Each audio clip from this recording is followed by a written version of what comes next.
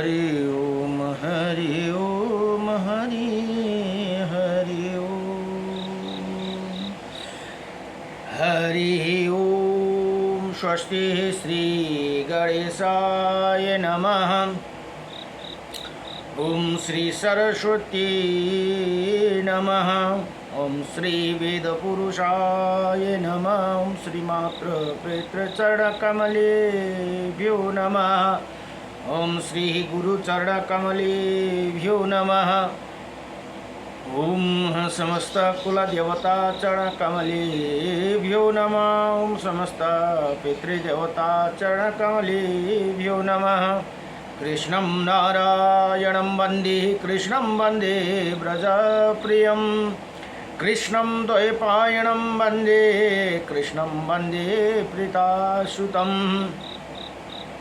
वासुदेवं सुता देवकंसचारुणमर्दनं देवकी परमानन्दं कृष्णं वन्दे जगद्गुरुं। मुकुं करोति वाचालं पङ्गुं लङ्घयते गिरिं यत्कृपातमहं वन्दे परमानन्दमाधवं।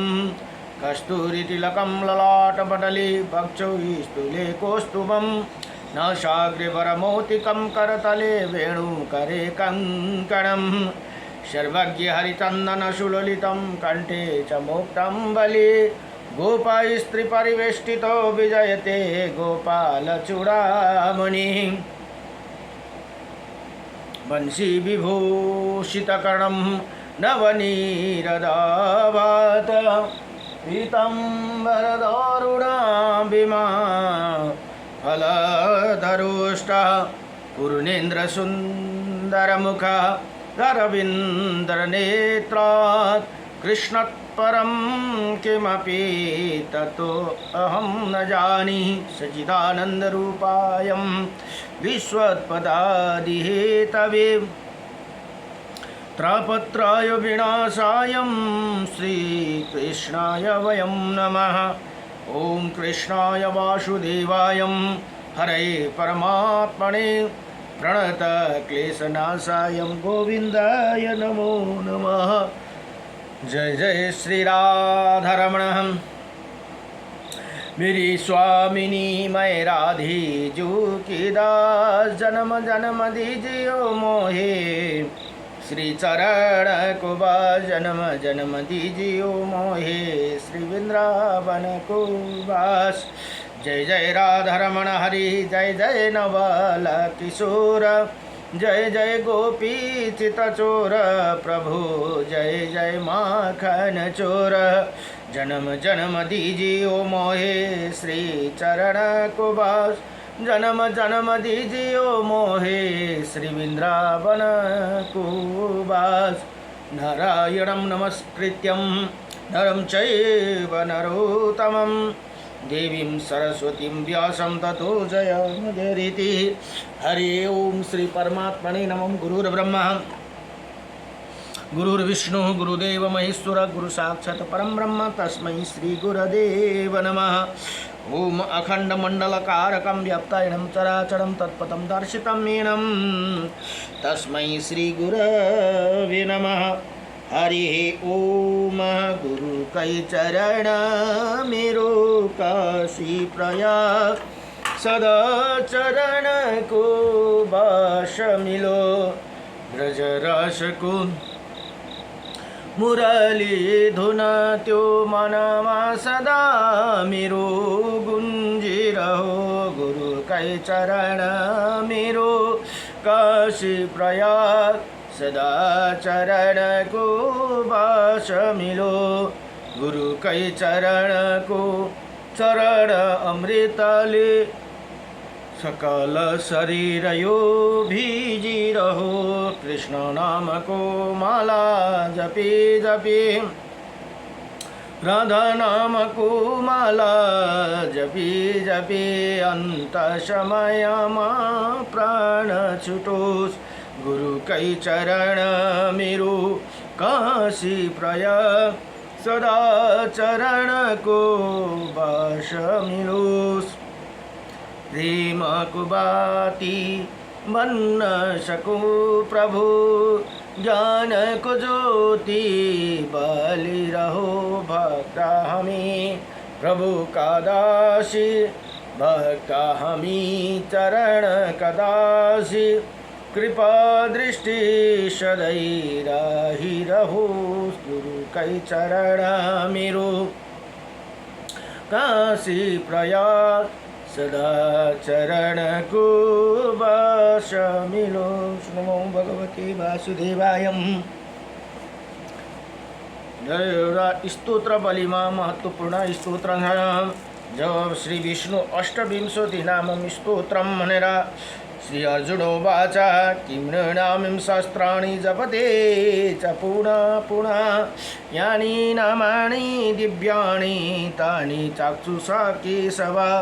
अर्जुन सोध्नुहुन्छ, हे भगवान केशव, मनुष्य बार बार 1000 नाम जप क्यों करते हैं?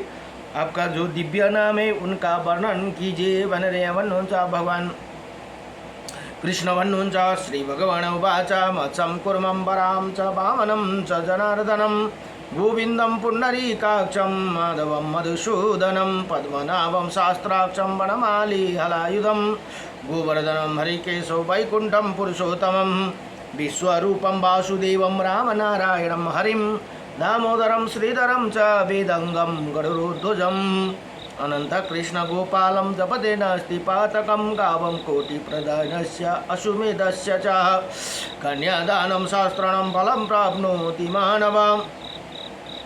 अमावास्य वः पूर्णिमास्यम् एकादशं तथैव च संध्याकाले स्मरे नित्यं प्रातःकाले तथैव च मध्याह्ने च जपे नित्यं सर्वै पाप प्रमोच्यते। हे अर्जुन, यी नाम जप गर्ने पुरुषका भित्र पाप नै रहते।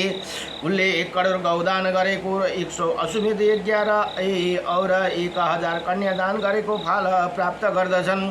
औँसीमा, पूर्णिमा तथा एकादशी तिथिको नम प्रतिदिन स्वयं प्राप्त एवं मध्याह्न तीनै टाइम दिनमा समय इन नामों का स्मरण पूर्वक जप करने वाला पुरुष संपूर्ण पापों से मुक्ति हो जाते हैं भनेर यहाँ बताउनुहुन्छ। नमो भगवते वासुदेवाय। नारायणं परम ब्रह्म नारायणं परम तप नारायणं परम देव सर्वनारायणं सदा रामाय रामभद्राय श्रीरामचंद्राय वेदसे श्री रघुनाथाय नाथाय सीताय पतये नमः। जय जय श्री लक्ष्मी नारायण भगवान को, जय जय राधारमण भगवान को, जय जय श्री रामचंद्र भगवान को, जय जय उमापति शंकर भगवान को, जय जय कैलाशपति महादेव को। हर हर हर महादेव शंभु। जय जय श्री राधे श्याम। आये काचो इस जगत महा सबले लिनुहोस् हरे का नाम। मुदास युगनाथ को शवमा राधे राधे श्याम। र अहिले ब्रह्मा पुराण अध्यानोदयसन श्री ब्रह्मा पुराण र ब्रह्मा पुराणमा जम्मा 250 अध्याय भने 10,000 श्लोक भनेर बताइएको छन्। आजको प्रसङ्गमा 34 अध्यायमा अब भगवान पुरुषोत्तम की पूजा, जुन भगवान पुरुषोत्तम भनेको जुन जगन्नाथ हुनुहुन्छ, प्रभु जगन्नाथ और दर्शनका फल जगन्नाथको पूजा र भगवानको दर्शनको फल इन्द्रधुम्न सरोवर के इन्द्रधुम्न जो राजाले स्थापित गरेको भनेर यहाँ आउँछ कथा।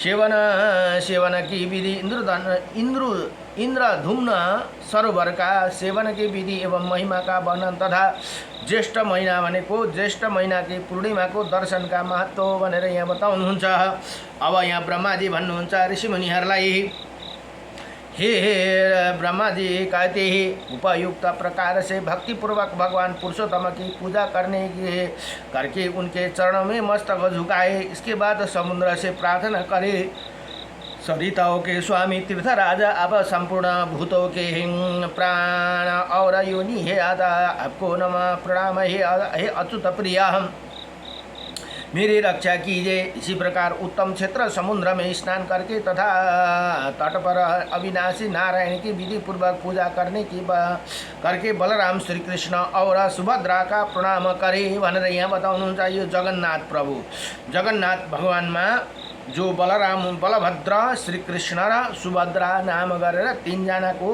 विग्रह त्यहाँ मूर्ति हुनुहुन्छ। पूजा करके बलराम श्री कृष्ण और सुभद्रा को प्रणाम करे। ऐसे करने वाला पुरुष सब पापों से मुक्ति हो जाती है, सब प्रकार से दुखों से छुटकारा पा जाते हैं और अंत में सूर्य के समान तेजस्वी विमान पर जहाँ जहाँ दिव्य गंधर्वों की संगीत ध्वनि होती रहती है, बैठकर अपनी 21 पीढ़ियों को उद्धार करके श्री विष्णु लोका में जाते हैं। भनेर यहाँ बताउनुहुन्छ। ग्रहण लागेको समय अथवा सङ्क्रान्ति नभए आयन प्रारम्भ भनेको दक्षिण उत्तरायणको यो चेन्ज भएको टाइममा है। विषु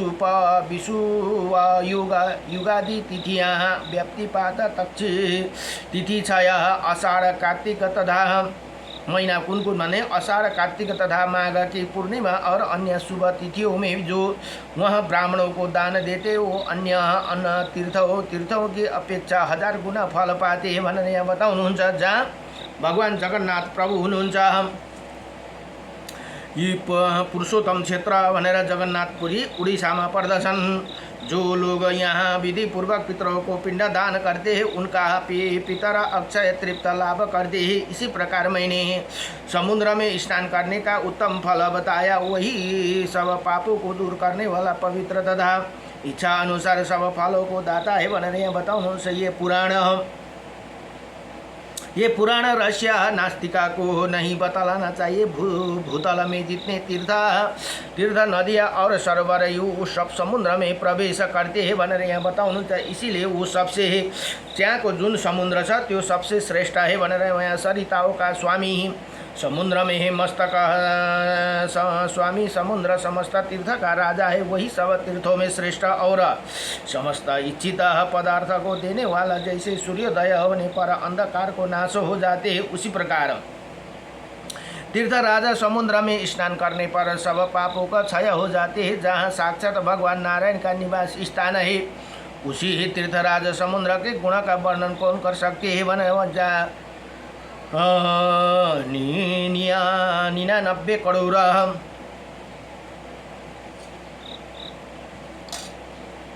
99 करोड़ तीर्थ रहते हैं, उसकी ही श्रेष्ठता के विषय में क्या कहा जा सकता है। इसीलिए वहाँ स्नान दान होम जप और देव पूजन आदि जो कुछ भी कर्म किया जाता है वहाँ अक्षय होता है भनेको बढेर जान्छन् घटेर जाँदैनन् भनेर यहाँ बताउनुहुन्छ।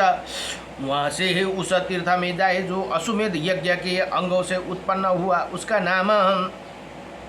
उसका नाम है इंद्रद्रुम्न सरोवर। वहाँ पवित्र एवं शुभ तीर्थ है। बुद्धिमान पुरुष वहाँ जाकर पवित्र भाव से आचमन करे और मन ही मन श्री हरि का ध्यान करके जल में उतरे। उसी समय इसी मंत्र का उच्चारण करे। अश्वमेधं संभूतम तीर्थम सर्वघन सनम स्नानम तदि करो हम पापम हरा नमस्तुते भनेर यहाँ भन्नुहुन्छ।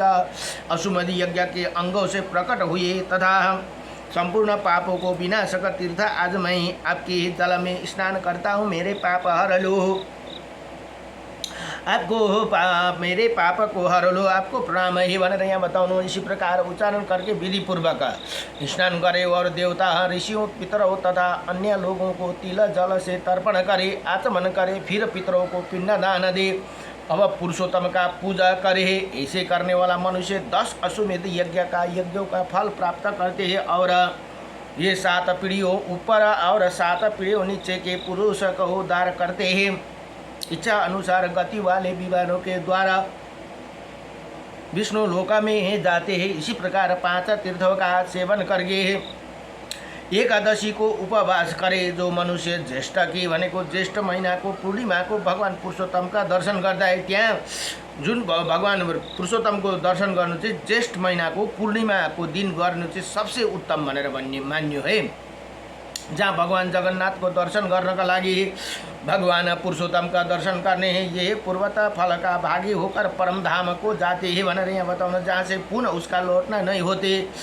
अब फेरि मुनियों ने सोध्नुहुन्छ, हे पितामह भने ब्रह्माजीलाई आप माघ आदि महीनों को छोड़कर ज्येष्ठ मास की इतनी प्रशंसा क्यों करते हैं प्रभु, इसका कारण बतलाइए भनेर यहाँ बताउनुहुन्छ। अब अरू महीना भन्दा श्रेष्ठ किन ज्येष्ठ महीना को महिमा छ यो बताइदिनुहोस् भनेर यहाँ ब्रह्माजीसँग प्रार्थना गरे। ब्रह्माजी बोले, हे मुनि मुनिवर मुनि सुनो, अन्य मासों की अपेक्षा जो ज्येष्ठ मास की बारंबार जो प्रशंसा करता हूँ उसका कारण संक्षेप में बतलाता हूँ। पृथ्वी पर जो तीर्थ नदियाँ सरोवर पुष्करणी ताड़ग का बापी कुबा हद और समुद्र है, वो सब ज्येष्ठ के शुक्ल पक्ष की दशमी से लेकर पूर्णिमा तक एक सप्ताह प्रत्यक्ष रूप से पुरुषोत्तम तीर्थ में जाकर रहते हैं भनेर यहाँ बताउनु। त्यही कारण किन ज्येष्ठ पूर्णिमामा गर्नुभन्दा सबै तीर्थहरू भगवान जगन्नाथको प्रभुको पास गएको हुनुहुन्छ अरे। त्यसले गर्दाखेरि पुरुषोत्तम जाकर वहाँ रहते हैं,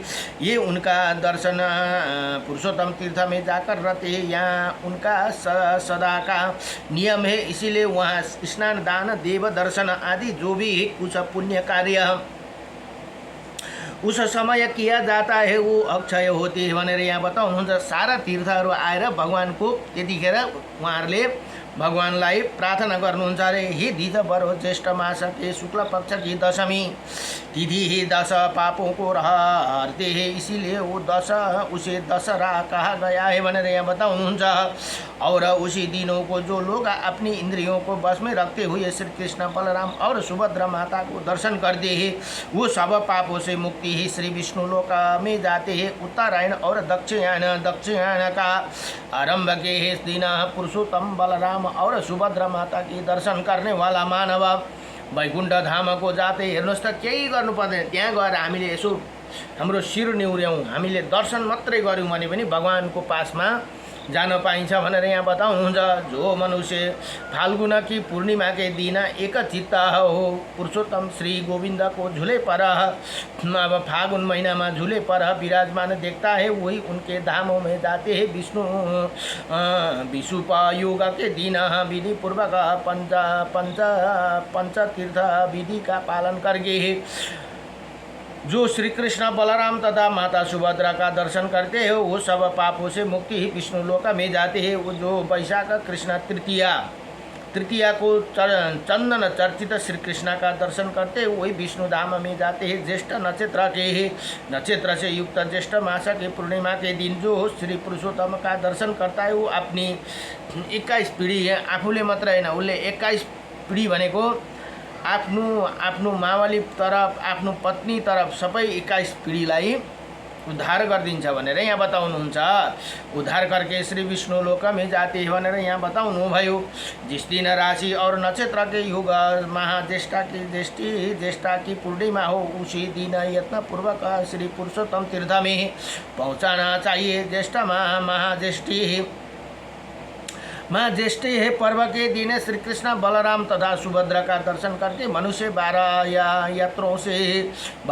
यात्रों से भी अधिक फल के भागी होती है। प्रयाग कुरुक्षेत्र हेर्नुहोस् है कहाँ जाँदाको फाइदा हुन्छ त्यो पुरुषोत्तम क्षेत्रमा गएर हामीले दर्शन गरेर। प्रयागराज कुरुक्षेत्र नैमिषारण्य पुष्कर गया हरिद्वार कुशवर्त गंगा सागर संगम महानदी बैतरणी तथा अन्य जितने तीर्थ है अथवा अधिक करने का क्या आवश्यकता है। पूरी पृथ्वी लोक में सब तीर्थ सब मंदिर सब समुद्र सब पर्वत सब नदी और सब सरोवर ग्रहण के समय स्नान दान से जो फल होता है वही फल महाज्येष्ठ की श्री कृष्ण का ज्येष्ठ महीना में भगवान श्री कृष्ण किनभने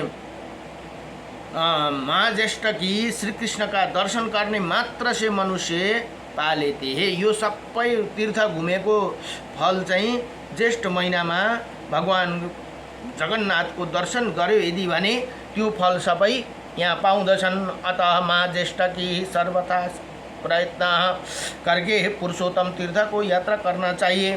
अब सुभद्रा के साथ श्री कृष्ण और बलराम बलभद्र जी का दर्शन करने वाला मनुष्य अपने समस्त कुल का उद्धार करके श्री भगवान विष्णु के धाम में जाते हैं भनेर यहाँ बताउनुहुन्छ। यति भनेर श्री ब्रह्मा पुराण को 34 अध्याय संपूर्ण भयो। भगवान पुरुषोत्तम की पूजा और दर्शन का फल, इंद्रद्युम्न सरोवर का सेवन के विधि एवं महिमा का वर्णन तथा ज्येष्ठ पूर्णिमा के दर्शन को महात्म्य भनेर यहाँ बताउनु भयो। नमो भगवते वासुदेवाय कृष्णाय वासुदेवाय हरे परमात्मने नमः प्रणत क्लेशनाशाय गोविन्दाय नमो नमः। सच्चिदानन्दरूपायं विश्वोत्पत्यादिहेतवे त्रपुत्राय विनाशायं श्रीकृष्णाय वयं नमः।